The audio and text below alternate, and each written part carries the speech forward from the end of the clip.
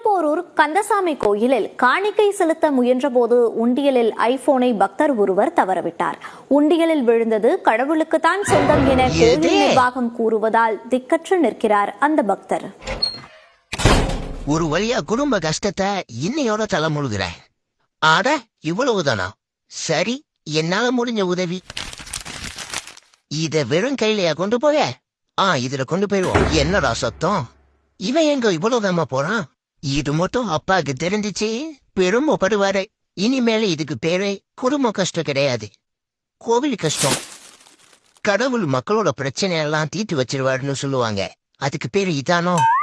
என்னமோ, நல்லா இருந்தா சரி. ஐயோ, என்ன முருகா இந்த பக்கம்? அத நான் கேட்கணும். இது கோவில். அதாவது முருகா, உண்டில விழுந்த ஐபோனு கோவிலுக்கு சொன்னான்னு கேள்விப்பட்டேன். அதுக்கே அதான் லோன் டாக்குமெண்ட்ஸ் தூக்கி உண்டில போட்டேன்.